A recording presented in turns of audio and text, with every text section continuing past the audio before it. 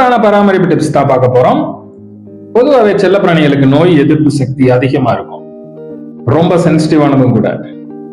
சமைச்சு ரொம்ப நேரம் ஆன உணவுகள் கொடுக்கவே கூடாதுங்க. அதுக்கு செரிமான பிரச்சனை வந்துடும். புரோட்டீன்ஸ், மீட், ஃப்ரெஷ் ஃபுட் தாராளமா கொடுக்கலாம். அது தன்னைத்தானே சுத்தம் செஞ்சுக்கிட்டே இருக்கிறதுனால 2 வாரத்துக்கு ஒருக்கா குளிப்பாட்டினீங்கன்னா மோர் எனஃப். பிறந்து 3 மாதத்துக்குள்ள டாய்லெட் ட்ரைனிங் கொடுத்துருக்கங்க. அப்புறம் உங்களுக்கு தான் தொந்தரவு. நகங்கள், காதுகளை அடிக்கடி சுத்தம் செஞ்சுக்கங்க. டிவார்மிங் அண்ட் வேக்சினேஷன் மறக்காம கொடுத்துருங்க. அடிபட்டுருச்சுன்னு வச்சுக்கோங்களேன், அதோட எச்சியாலே அதுவே சுத்தம் செஞ்சுக்கும். ஆனா ரொம்ப நேரம் பிளட் லீக்கேஜ் இருந்துச்சுன்னா டாக்டரை கான்டாக்ட் பண்ண மறந்துடாதீங்க.